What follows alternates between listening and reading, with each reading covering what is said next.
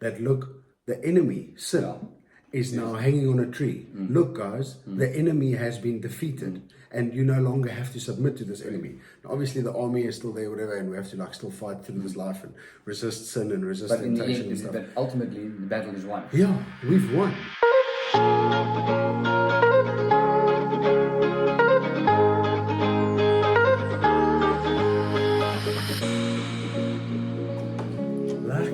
What's up, guys? Welcome. Nice to see you all. It's been a while. Yeah. There's even a change. Look, I don't know if you noticed. Yeah, new I have glasses. eyes. I'm new Now you glasses. can actually see. Yeah, now you can I actually could see before. Okay. He kept on mistaking Amy and myself the whole time for each other. So Yeah, that's because they look alike. Inbred. brother and sister vibe. Yeah. What's that movie? There's That's a movie so with funny. Anyway, let's just start there.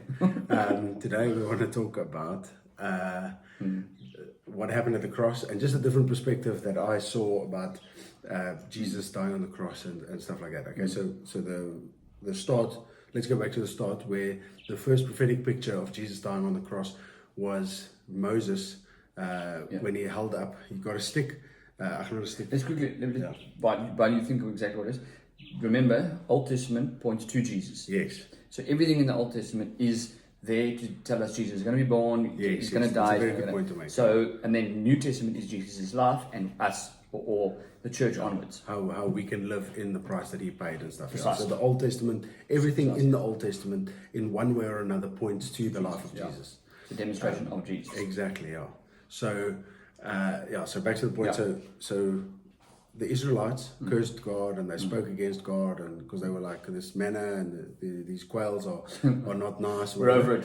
And then God sent snakes, and about 23,000 of them died. And they realized, oh flip, look, God is cursing them. Because they were like 1 million people strong. So anyway, so that's a large chunk of the people that got killed by these snakes. So they went to Moses and said, Moses, help us. We've spoken against God, and please tell him we repent. We're sorry.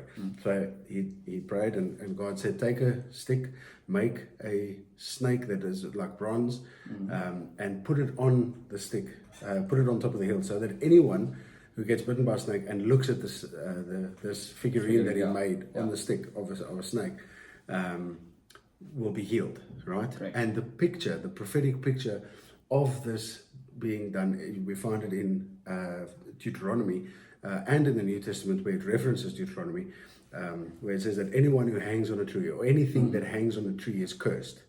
And it speaks specifically that, like, let me paint this picture.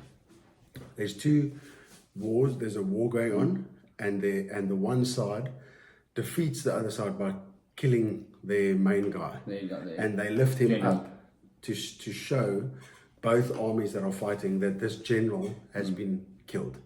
So that greatly demoralizes and disempowers the opposition, and greatly encourages and empowers the people who are on the side of who's winning, right? And the second I saw that picture and I heard it like that, I kind of looked at the cross and what happened there, because it was all pointing to Jesus anyway. And when I looked at the cross, or let me rather speak just for myself, I would see Jesus on the cross, because it's Jesus, and I don't want to ever take anything away from that, but it blocked at least my view of what also happened. A very significant thing is that it wasn't Jesus, the Son of God, on the cross. It was sin crucified. It was the enemy. It was a public Jesus display. was on the cross, but it's a display of So there's a prophetic picture, or there's something that is displaying that, look, the enemy, sin, is now hanging on a tree. Look, guys, the enemy has been defeated, and you no longer have to submit to this enemy. Now, obviously, the army is still there, whatever, and we have to still fight through this life and resist sin and resist temptation and stuff. But ultimately, the battle is won. Yeah, we've won. Like, sin is not it doesn't hold its grip anymore. The sting of sin was death, like it says in Corinthians. Now the price of sin is death. Yeah. That's how you get rid of it. And when you accept Jesus Christ, when you look at the cross, and when you turn to Jesus, like even just in your heart, like figuratively or metaphorically, when you turn to Jesus and you look at the cross, you get healed, and you no longer have to go through that death process. When you physically, your body might die, but you as a person, your spirit because you are a spirit who lives in a body that has an understanding or soul or whatever. And so when you die, when your body dies, you don't actually die, you go straight to heaven. And so you are healed from that sting of death. Yeah. And Well, yeah.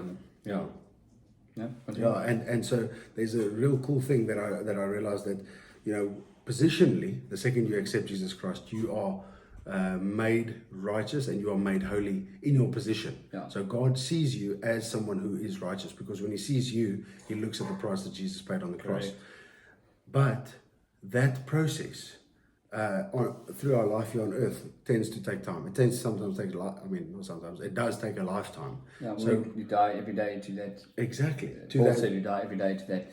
Die to self, but it's not self as in myself. It's as in my will. My sinful nature Yeah.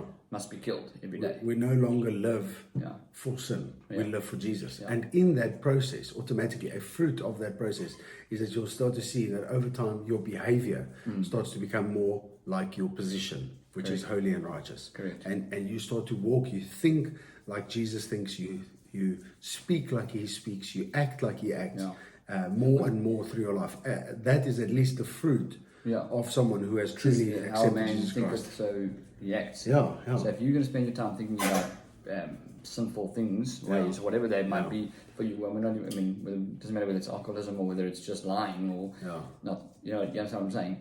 The point is, if you're going to think like that, that's what's going to be running in your mind the whole time. That's probably what you're going to live out. Yeah. But if you're going to think, we've said this before on an episode, if you set your mind on the right things, Yeah. you will end up walking in the right ways, if that makes sense. And that's what it means to give your life to Jesus.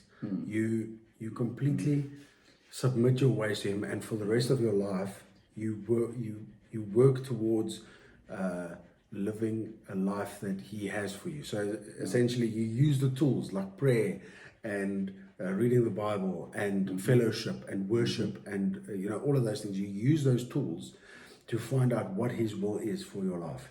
And as you find your identity, the process happens where you become the person who he has called you to be. Correct. You walk in holiness, you walk in righteousness, and it's a good gauge, I think, for yourself. Like if you're the same as what you were 5 years ago, you're still living in sin, you're still you're not any closer to what God's plan is for you, then I want to urge you to take your relationship with Jesus seriously, or if you have to, even just recommit your life to Jesus and walk a life worthy of the price that he paid on the cross. I used to wear a cross. A friend of mine gave me, he went on a mission trip to Malawi, and he came back with these wooden crosses with a nice, like a nylon rope, not nylon, like a rope, like a ski rope, a very thin version of that. That was what the chain side of it was. And I wore it for years. I put it on and I didn't take it off for like 6 years. I mean, literally, shower, whatever you wear. This was awesome. Nice wooden, and it was carved out of a driftwood kind of thing from Lake Malawi. It's really, really got a great story to it and so on. Okay. And people wear crosses all the time, and that was always a physical reminder for me to live for the cross, live for. When it eventually broke, I didn't replace it because I'm not a big fan of jewelry. I wear a watch now, but that's it. I had got my tattoo, which is a cross with the word Jesus in it, because that for me was it wasn't in the way, if that makes sense, but it's there. Yeah. It's a constant reminder. Same as my other ones where it's faith and it's grace and it's those things. Constant reminder to live in those things. Yeah, 100%. I think this world, we get so distracted. We've lost. There's such power on the cross. If you think of what happened on the day, not only sin being destroyed and being demonstrated as being beaten, the world shook. Yeah. Now we don't. Obviously in South Africa we don't have earthquakes. We don't have EMP. We have wind. Maybe maybe your house shakes a bit. My old Mount Pleasant house does that. But the world shook. It went dark. I'm being attacked from the wind. Thanks. The world went dark. Yeah. It was nighttime. There was obviously something happening in the spiritual realm in the world that in the spiritual realm and in the world that was showing that there's a change. Yeah. If we don't use that cross of some way as a demonstration that there's a change, we don't just wear it because everyone wears a cross. Yeah. We're taking away the power in the cross, and the power in the cross is exactly this: life changed. Yeah. Without the cross, there was no life change. 100%. Yeah. Because of the cross, our lives have changed, and we then have to walk out that, or we get to walk it out even. And we're not. That's the difference, I think. Even it's just clicking out. That's the difference. It's not a case of we now are forced to do something. Yeah. We get to walk out freedom. We're invited. Before the cross, there was you were not choosing. You're not given the opportunity to walk out freedom, you were living under sin. Yeah. And you were paying a price. Even if you were living a life that you personally didn't sin, you were automatically in sin. Your generation, your bloodline had sinned, and you now now give our lives to the Lord because of the cross. We give our lives to Jesus because of that death on the cross, because of that victory being shown. We are now free to walk in and free to choose and say, listen, I'm going to do the right thing. I'm going to change my life, and I'm going to do this and this and this.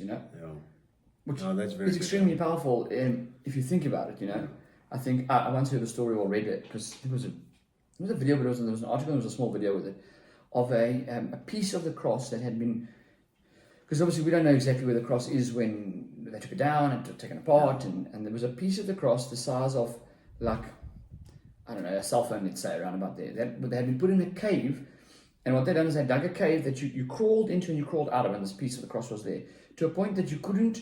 You literally had to like crawl. It was right on the sides of you, sort of stop people from taking pieces. And people would like kiss this cross and then be healed. People would crawl in there with completely lame. Their friends would drag them through this tunnel, and all they had to do was literally get near the cross, put their head on where the cross was, and they would crawl themselves out of there because that cross, because of Jesus' blood that's on that cross, because of the healing that's on that cross. We wear them, we tattoo them, we as they just, you can go to any shop, you can buy them for $10, kind of thing. And we're like, it's just a cross, we forget the power of that victory, the power of showing the world that the enemy is beaten. It's not a constant battle because he's beaten. Simple. The victory is won. Cool. One of the worship leaders, I think it's Cody something, and in one of his songs, they do the song at the end of the video, he's standing there at his keyboard and it's out, and it's there's obviously thousands of people in it.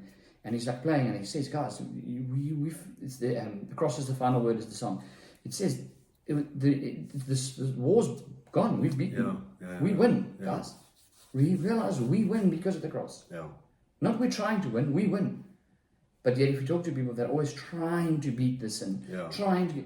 We've beaten it. Focus on Jesus. And Exactly. automatically We need to walk in the victory now.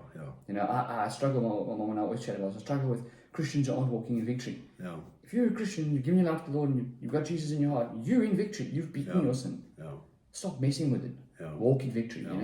I saw a short clip the other day of someone saying, if they were asking a pastor, if I accept Jesus, do I have to give up my drugs? And the pastor said, no, you don't have to. And he was like, no, you don't understand. And then long story short, the pastor interrupted him and said, listen here, when you go shower, do you have to clean yourself before you go shower? And he said no. And he says it's exactly the same with Jesus. We come to Jesus, and he lays on our heart saying, listen, this is not so lacquer, change it. And together you walk in the way that he wants you to walk. And it's like almost the picture that I get is, because we're in sin, we walk through this muck, this mud, this channel of mud. And then Jesus came and he paid the price, and now he's standing outside the muck. He says, hey, listen, you don't have to do that anymore, just follow me. But we go, but I have to go through the muck and everything to get to the other side. And Jesus is like, no, dude, just get up, come with me. Exactly. And that's all we need to do. We need to stop focusing on beating our sin, stop focusing on we shouldn't be sin conscious, we should be Jesus conscious. Correct. And when we focus on Jesus, he will minister to our hearts about what we need to sort out in our life, what we need to leave and get rid of, and he will give us the power, or he'll show us how to do that. Just one topic about this whole transformation that gets skewed sometimes is grace. The term hyper grace, or that you're no longer held accountable for your sins and stuff, and that's all true. But I feel that where the grace teaching goes askew is when it gets taught without transformation. You can't sit and claim the grace and the prize if you just carry on living like you live. You need to allow Jesus to change you. You need to allow Jesus to work in your heart so that you can become the person that he called you to be. Paul said, what's the point of grace if we're going to continue just to sin? So 100%, there has to be a change. But I kind of go, and I mean, obviously this happens all the time. People give it after the Lord, and then they're passionate for like a year, and then they fall back. I'm like, did you give it life to the Lord then? Because if you really did, I feel like your life will be changed. 100%. It's like saying, you fell in love when you got married, and then 3 months later, I'm not married anymore. Yeah. No, you fall in love and you choose to propose. Yeah. Get married, now you're married, guys. It's Yeah. not, it doesn't, it's changed. Yeah. So, And that's why I said, like, if you have to, like, maybe even recommit your life to the Lord, do that. Yeah. Because that will ultimately bring you true peace and true happiness when you follow Him and His plan that He has for you. exactly. So, 100%. okay. Lekker. Cool, guys. Cool. See you in the next one.